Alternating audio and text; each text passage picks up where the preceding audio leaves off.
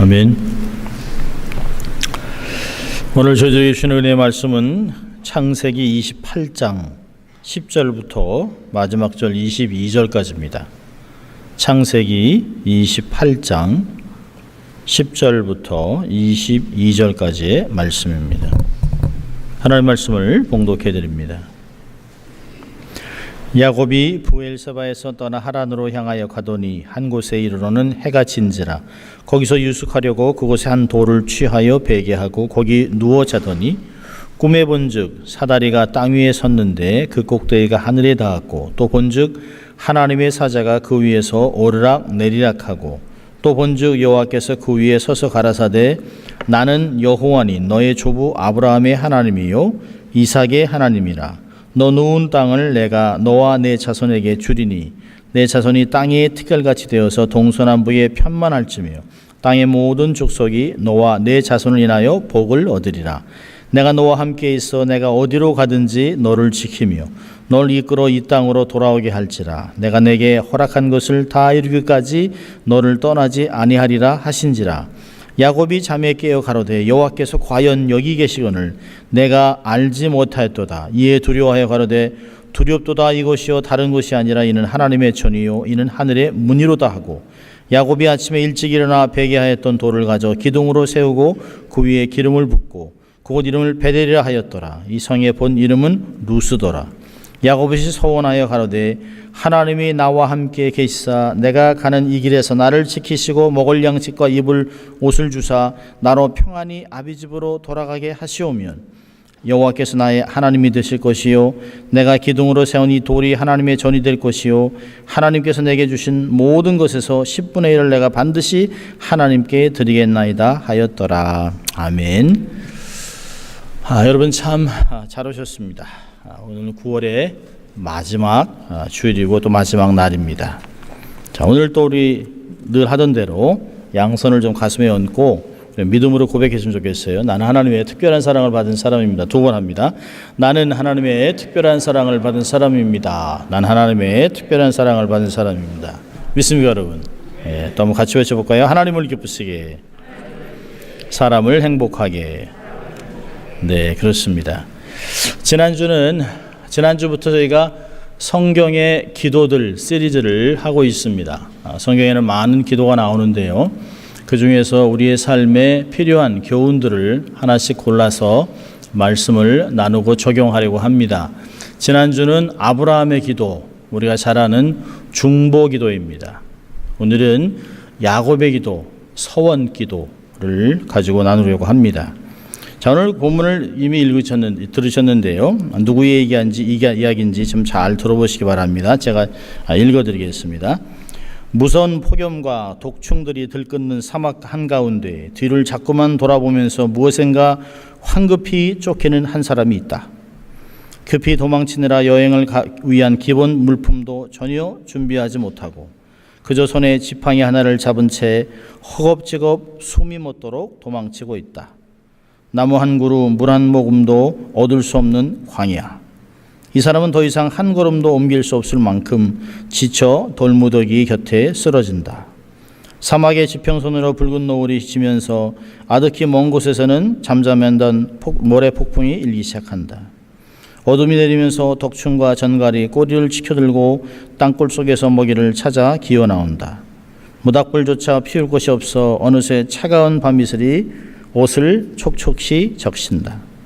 어둠 속에 눈썹처럼 가는 초승달은 소낙비처럼 쏟아지는 듯 무수히 반짝이는 별빛 바다에 작은 조각배처럼 떠 있다. 푸른 달빛은 돌을 베개 삼고 누운 이 사람의 눈에 고인 눈물을 타고 얼굴을 흐른다. 방마이제라던 심장이 잦아들면서 그는 겨우 잠이 든다. 승냥이의 울음소리가 모래 언덕을 넘어오자 몸을 뒤척이는 이 사람, 정처 없이 떠나 도망을 가는 인생. 글을 참 잘 쓰는 분이 쓰신 거예요. 그렇죠? 참 잘 쓰셨어요. 누굴까요? 야곱이죠. 야곱. 오늘 본문에 나와 있는 주인공 야곱이라고 하는 사람의 긴급한 도망자의 삶을 문학적으로 묘사를 해놨습니다. 여러분, 오늘 본문의 배경은 쌍둥이 아들, 이 장자권을 가지고 다투는 이야기입니다. 아들이 둘이죠. 하나는 에서, 첫째가 형입니다. 둘째는 야곱. 근데 야곱이 태어날 때부터 장자가 되고 싶었는지 형의 발목을 잡고 나왔다라고 얘기했습니다. 그러니까 거의 같이 나온 것이 쌍둥이니까 뭐 몇 초 차이도 없습니다. 형 에서는 무한한 가능성을 갖고 있는 사람입니다. 사냥도 잘하고 체격도 좋고 털도 많고 정말 요즘 같으면 진짜 남성미가 아주 물씬 나는 그런 사람입니다. 아버지가 유독히 좋아했던 아들입니다. 그런데 그는 영적인 것에는 아무 관심이 없어요. 세상적인 것, 쾌락만 쫓는 들사람입니다. 요새 같으면 들딱 같은 사람이에요. 이런 것은 그로 하여금 그가 장자권을 잃어버리게 되는 그 삶이 되고 맙니다. 이스라엘 사람에게는 장자권은 물질권만이 아닙니다. 영적인 축복권까지 다 들어있는 것이에요. 형에 비해서는 야곱이라고 하는 사람은 아주 장자권, 특별히 영적인 축복의 소중함을 알고 있습니다. 그래서 그가 잔꾀를 내서 어머니와 함께 팥죽, 요즘 같은 팥죽이라고 합니다만 원래 원문을 보면 고기죽입니다. 비프 스투입니다. 비프 스투. 그걸 만들어서 배고파서 정신이 혼미해진 에서에게 음식과 장자권을 바꿉니다. 네, 여러분, 그 당시에는 장자권을 필요에 따라서 사고 팔고 할 수 있었어요. 전혀 법적으로는 문제가 되지 않습니다. 단지 너무 헐값으로 산 것이에요. 근데 사실 에서와 야곱은 물질적인 장자권을 갖고 나누는 것이 아닙니다. 영적인 장자권을 가지고 다투고 있습니다. 여러분, 여기 오늘 사실 본문에서도 이렇게 읽지 않았습니다만 중요한 것은 영적인 것은 절대로 세상 방법으로 다루어서는 안 된다라고 하는 것입니다. 하나님이 결정하셨다면, 하나님이 계획해 놓으셨다면 우리는 알지 못하고 우리는 이해할 수 없다 할지라도 너무 시간이 오래 걸리는 것이라고 생각할지라도 하나님은 반드시 이루신다는 것이에요. 절대로 하나님이 계획하신 것을 내 계획대로, 내 방법대로, 내 시간에 취해서는 안 되는 것입니다. 하나님의 것은 하나님의 때와 하나님의 방법을 기다려야만 하는 것이에요. 야곱은 이렇게 장자권을 자기의 방법대로 인위적인 방법으로 형으로부터 팥죽한 것으로 사고 나서 인생이 그때부터 평생 어려움을 겪게 됩니다. 혹독한 대가를 치르죠. 에서는 철이 들면서 이야기합니다. 아버지가 돌아가시면 반드시 자기를 속인 동생을 죽이겠다고 얘기했습니다. 이 두려움 속에서 결국에는 아버지와 어머니가 이삭과 리브가가 아들을 멀리 자기 먼 친척 집으로 보내게 됩니다. 결국은 어머니를 못 보고 아버지를 못 보는 그런 시간이 돼요. 자기가 태어난 그 지역과 또 가족과 친척 집을 떠나야만 합니다. 그 내용의 시작이 오늘 본문입니다. 10절에 보니까 야곱이 부엘사바에서 떠나 하란으로 향해 가는데 한 곳에 있는데 12절에 보니까 하나님이 꿈에 개입하세요. 여러분, 꿈은 여러분이 꾸는 겁니까? 꿔지는 겁니까? 오늘은 꿈에 친정이나 다녀와야지. 그런다고 됩니까? 아니요. 꿈은 내가 원해서 꾸는 게 아니라 꿈은 꿔지는 것입니다. 꿈은 사단이 될 수도 있고 육신의 정욕으로 해서 뜰 수도 있지만 하나님이 옛날에 계시적인 방법으로 주실 수도 있어요. 오늘 본문은 세 번째 방법으로 하나님이 이 야곱의 꿈속에 하나님이 개입하셨습니다. 여러분, 야곱이 에서의 낯을 피해서 집으로 쫓겨나갈 때 몇 살일까요? 77살입니다.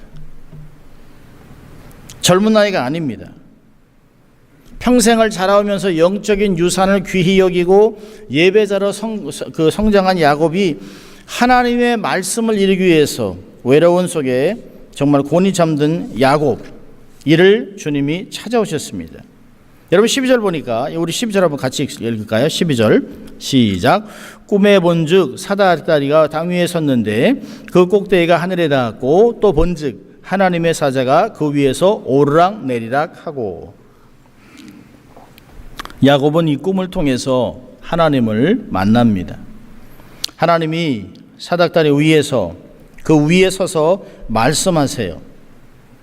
하나님이 서셨다라고 하는 그 성경 구절이 많지는 않습니다. 우리가 기억하는 것은 스데반이 죽을 때 예수님이 서셨다라고 하는 모습이 있습니다. 여기 하나님의 사자 누굴까요? 구약에서 나타난 예수 그리스도를 의미합니다. 주님께서 고이 잠자고 있는, 두려움 속에 잠들어 있는 야곱을 꿈에서 찾아오셨습니다.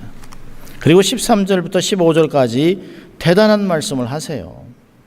특별히 15절을 보면 내가 너와 함께 있어. 이스라엘 사람이 가장 귀하게 여기는 임마누엘의 축복입니다. 내가 어디로 가든지 너를 지키며 너를 이끌어 이 땅으로 돌아오게 할지라. 자, 우리 같이 읽습니다. 내가 내게 허락한 것을 다 이루기까지 너를 떠나지 아니하리라 하신지라. 줄 좀 걸어주십시오. 내가 내게 허락한 것을 다 이루기까지 너를 떠나지 않겠다.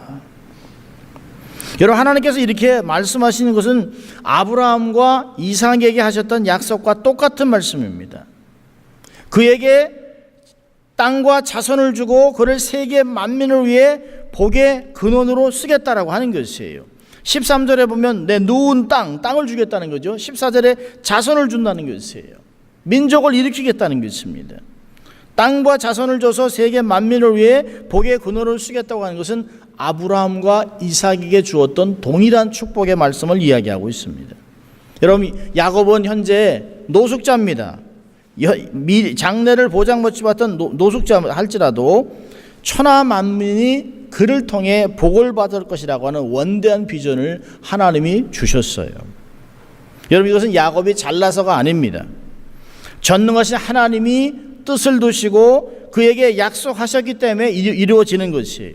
하나님께서 야곱을 찾아오신 이유가 뭘까요? 저는 세 가지가 있다고 저는 생각합니다. 첫째로는 임마누엘을 확증하는 것이에요. 함께한다. 하나님이 어디든지 함께하심을 가르쳐주기 위함입니다. 여러분, 그에게는 지금 돈이나 명예나 건강이 중요한 것이 아닙니다. 자신과 함께하는 하나님을 느끼는 것이에요. 경험하는 것입니다. 그는 평생 살아오면서 정직하게 아주 지극히 평범하지만 삶에서 우물을 파면서 거부가 되었던 하나님을 보면서 하나님이 함께한 자의 삶의 축복을 경험했습니다. 세상 사람들은 참 무력해 보여요. 그냥 우물만 잘 파는 거예요. 아브라함이나 야곱에 의해서 이삭은 아주 적은 양의 평범한 삶을 살았지만 그를 가뭄 중에서도 거부가 되게 했던 것을 아들은 똑똑히 보았습니다. 그는 늘 하나님이 우리 아버지와 함께 하신다라고 생각했지만 자기와 함께 한다는 생각은 한 번도 해본 적이 없어요. 목숨을 부지하기 위해 도망가는 야곱에게 하나님이 내가 너와 함께 하고 있다. 그걸 통해서 야곱에게 근본적인 위로를 주시는 것이에요. 하나님은 그가 브엘세바에 있을 때 그가 의식하지 못하고 있을 때나 지금 혼자 되어서 두려움 속에 괴로워할 때 동일하게 하나님이 함께 하신다고 얘기하고 있어요. 왜냐하면 하나님은 그를 만세전에 택하셨고요. 복중에 이미 택하셨습니다. 그래서 아브라함과 이삭을 잇는 구속사의 거룩한 뜻을 이미 두신 것이에요. 하나님은 한 번 택한 자를 결코 버리지 않습니다. 믿을 수 있길 바랍니다. 두 번째로 하나님이 야곱을 찾아오신 이유는 하나님과 동행하는 삶의 중요성을 가르치는 것이에요. 여러분, 이제까지 야곱은 결혼하지 않고 혼자 살면서 어머니와 교제를 나눴습니다. 어머니와 교제로 만족했어요. 늘 그는 어머니와 함께 있으면서 장막 속에서 예배를 드리고 말씀을 듣고 묵상하는 그런 종용한 사람입니다. 그러나 어머니는 시공간의 제약을 받기 때문에 언젠가 죽기에 영원한 교제를 할 수가 없습니다. 그렇기 때문에 하나님이 그와 함께 교제하심을 배우게 되는 것이죠. 하나님은 아브라함과 이삭과 교제했던 것 같이 이제 야곱과 교제하시기를 원하십니다. 당신과 동행할 때만 야곱의 삶에 의미가 있고 진정한 행복을 누릴 수 있다고 하는 것이에요. 여러분, 인생은 누구와 함께 동행하느냐에 따라 인생의 가치가 바뀌는 것입니다. 의지할 사람이 없고 혼자가 되었을 때 야곱은 비로소 하나님과 깊은 교제를 나눌 수 있는 축복을 받게 된 것입니다. 세 번째로 하나님이 찾아오신 이유는 하나님의 나라를 사모하게 만들기 위해서는 것이에요. 여러분, 야곱은 지금 펼쳐진 현실이 전부입니다. 현실만 보면 삶은 늘 녹록하지 않습니다. 우리의 삶도 지금 현재의 삶에 만족한 삶이 여러분에게 얼마나 있었습니까? 평생을 살아오면서 내 삶에 지극히 만족했던 순간은 거의 기억하기 어려울 것입니다. 늘 삶을 살아오면서 고비고비 하나님의 은혜가 있었기 때문에 살아왔지만 넉넉하고 행복한 것보다는 그저 간신히 연명해왔다는 것을 볼 수 있어요. 그러나 우리가 하나님과 동행하고 하나님에게 약속하신 내 하늘에 있는 내 시민권을 생각하면 그날을 생각하면서 내가 이 땅에 잠시 지나가는 것에 집착하지 않을 수 있다는 것이에요. 야곱은 그 아비가 간 곳, 그리고 가비가 갈 곳, 아브라함이 간 곳, 조상이 간 곳에 그도 갈 것입니다. 진짜 도와갈 것이 그것이 진짜 본향인 것이죠. 하늘나라의 마음에 있을 때 우리가 비로소 이 땅에 집착하지 않고 한번 휙 바람이 지나가면 훅 지진이 일어나면 인도네시아의 쓰나미가 한번 확 불고 나니까 800명에서 수천 명이 목숨을 잃어버린 것이죠. 우리가 하나님의 나라를 사모할 때만 이 땅에서 거룩한 나그네의 인생을 살아갈 수 있습니다.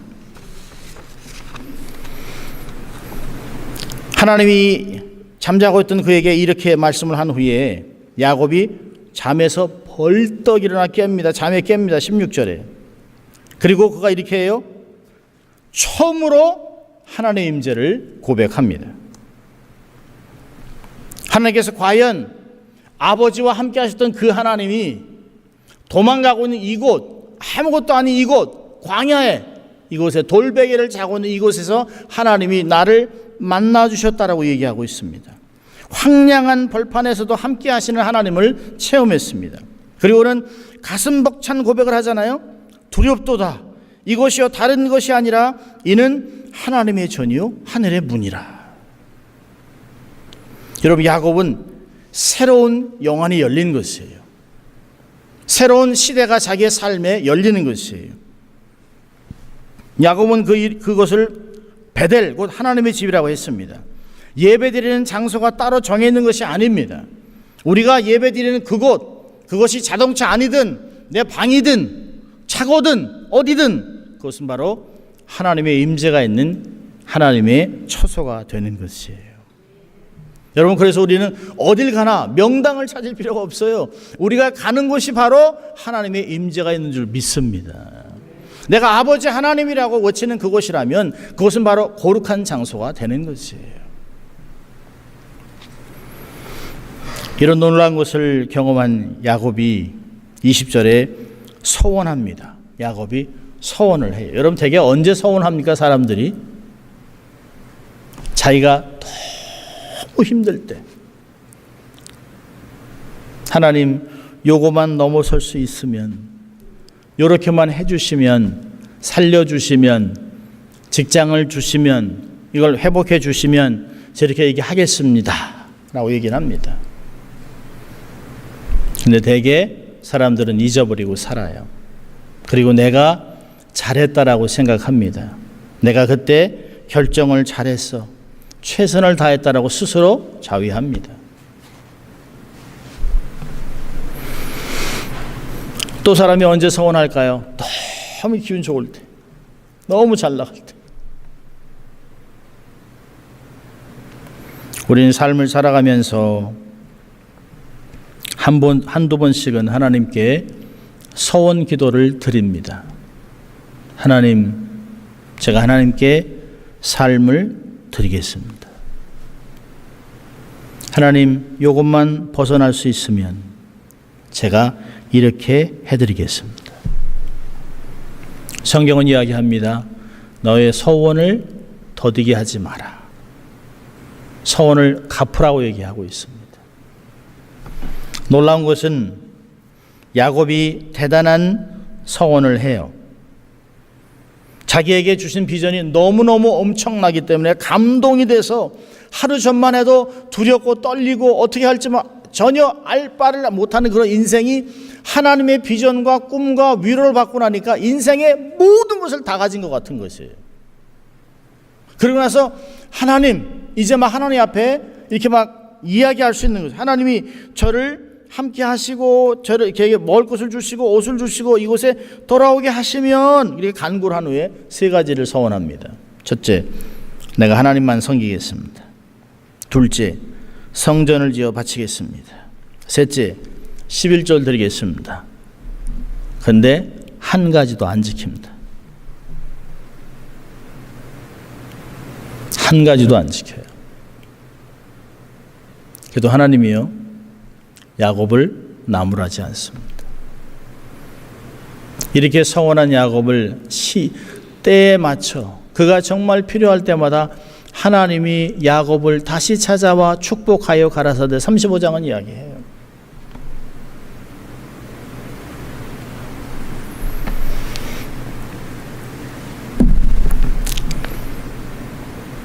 자, 오늘 이 말씀을 통해서 세 가지만 교훈을 적용하려고 합니다. 첫째로, 하나님은 나를 통해 뜻을 이루시기 원하십니다.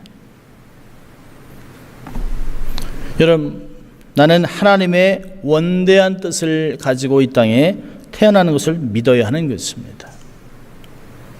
우리 어릴 때 많이 외웠잖아요. 우리는 민족 중에 역사적 사명을 가지고 이 땅에 태어났다. 이 외웠습니다. 못 외웠으면 중학교, 고등학교 때 맞고 그랬습니다. 근데 여러분, 우리는 정말 우리가 매번 예배 때 고백합니다만 나는 하나님의 특별한 사랑을 받았다. 이게 성서적인 이야기예요. 성경에서 얘기하는 건강한 자존감입니다. 하나님이 나를 향한 뜻이 있기 때문에 나를 예배자로, 하나님을 섬기는 자로 부르셨다라고 하는 것이에요. 그리고 지금도 하나님이 나와 함께 하고 있다는 것입니다. 예수를 믿는 모든 사람이 다 중요한 사람이에요.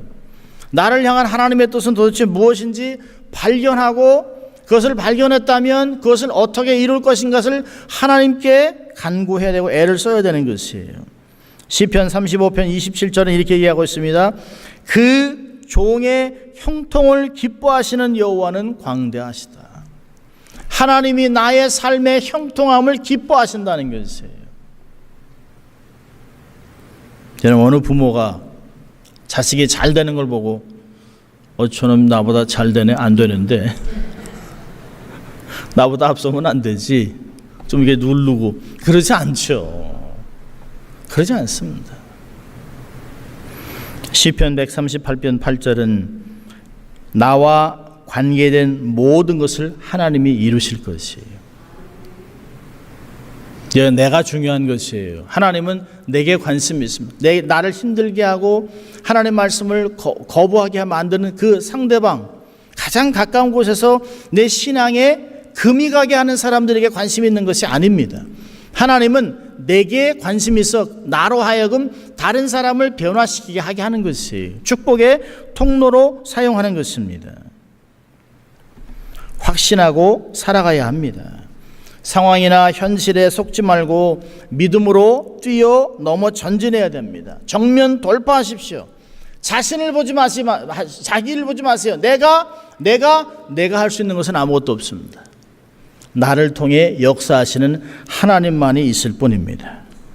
창조하신 하나님, 창조주 하나님, 전능하신 하나님, 부활케 하신 하나님, 그 하나님께 눈을 고정하세요. 그래서 얘기하는 것이 믿는 자에게는 능치 못할 일이 없느니라. 할렐루야. 기억하세요. 하나님은 나를 통해 뜻을 이루신다. 두 번째로는요, 그래서 신령한 것을 사모해야 합니다. 여러분, 하나님의 사람들이라면 신령한 것을 사모하지요. 하나님의 영광을 위해서 살고 싶어 합니다. 그런데 시간이 지나면서 신령한 맛을 잃어버립니다. 왜? 신령한 것을 들으면 그때는 좋은데, 그때는 아멘 하는데, 내가 그렇게 해야 되는데 결정까지 하면서 서원까지 가지면서 돌아서면 관계없는 것 같이 살아갈까요? 거기는 반드시 이유가 있습니다. 내가 세상을 너무 좋아하는 것은 아닌지. 인스턴트 영성을 버리십시오. 세상에 쉽게 오버나잇에 밤새 이루어지는 것은 아무것도 없습니다. 밤새 기도한다고 내 기도의 영역이 그렇게 넓어지는 것은 아니에요. 밤새 하루 성경을 읽었다고 내 성경 지식이 그렇게 늘어나는 것도 아닙니다. 지속적으로 계속해서 반복하지 않으면 우리의 삶은 절대로 학습되지 않습니다. 인스턴트 영성을 버리세요. 3분 영성, 3분 짜장, 이런 게 우리의 삶을 현혹하게 하면 안 돼요. 섞인 혼합주의 기독교를 포기하십시오. 하나님은 세상과 섞인 것을 좋아하지 않습니다. 날마다 심령이 새롭게 되어 변화하고 성장해야 됩니다. 여러분, 우리가 하나님의 것이 아닌 세상의 것을 집착하고 쥐고 있으면 하나님이 경고해요. 놔라고 얘기해요. 그런데 놓지 않으면 강압적으로 팔을 비틀어서라도 놓게 합니다. 아픈 고통을 동반하게 됩니다. 여러분, 모든 것이 적당한 수준을 넘으면 영성을 방해하게 되어 있습니다. 취미 적당히 하십시오. 운동 적당히 하십시오. 게임 적당히 하십시오. 습관 적당히 조심해서 분별해서 하십시오. 내가 왜 하나님의 사람으로 살아가면서도 집사요, 권사요, 이런 모든 직분을 갖고 삶을 살아가면서도 나는 여전히 세상 것에 집착하고 있는가를 봐야 하는 것입니다.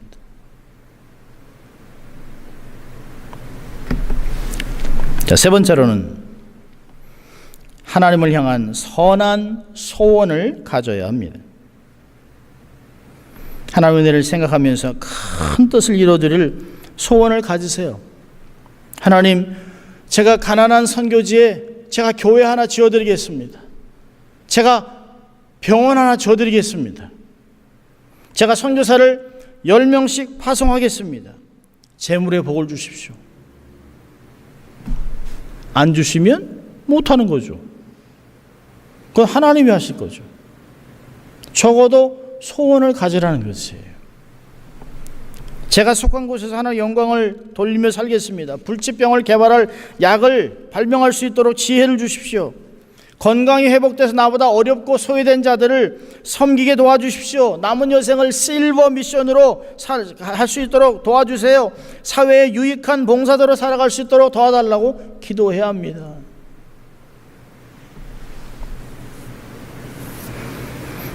여러분, 신앙생활에서 11조, 주일성수, 말씀 중심은 기본입니다. 근데 요즘 이상해요. 11조 하면 신앙이 좋다고 생각합니다. 아니요, 천만의 말씀입니다. 안 하면 도둑놈이죠.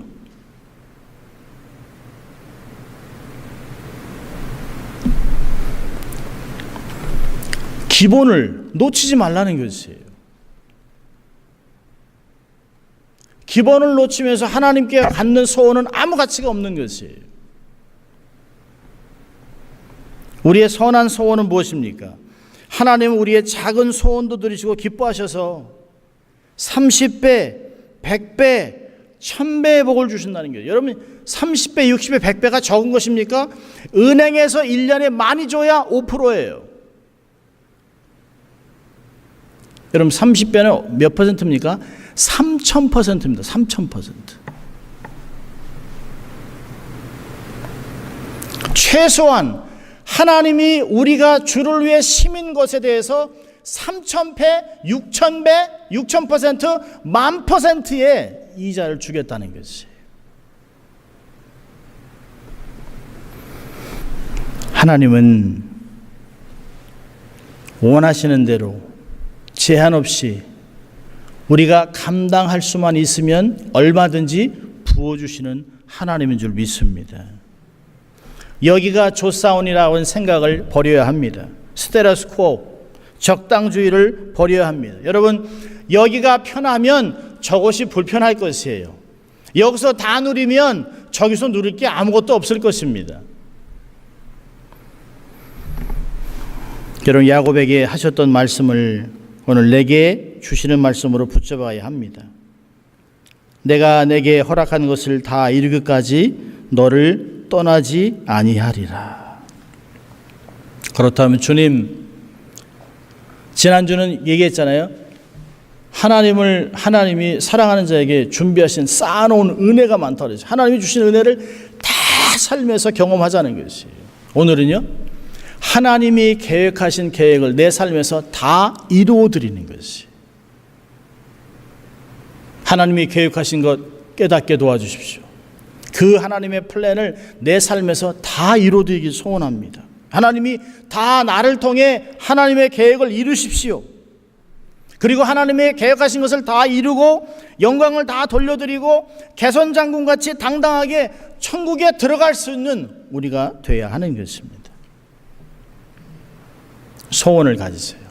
하나님을 향해 정말 좋은 생각, 좋은 소원, 정말 좋은 생각, 정말 좋은 계획, 정말 거룩한 계획들을 가지고 하나님께 나아가 기도하고 축복을 경험하는 여러분 될 수 있기를 주의 이름으로 축원합니다. 기도하겠습니다. 하나님 아버지, 감사합니다. 오늘도 저희들을 말씀으로 초청하셔서 어떠한 인생으로 삶을 살아가 될지 인도하신 주님 감사합니다. 하나님의 은혜를 깊이 생각하고 하나님에게 거룩한 소원을 갖고 살아가는 저희들 될 수 있도록 하나님 축복하여 주시옵소서. 감사하고 예수님 이름으로 기도합니다. 아멘.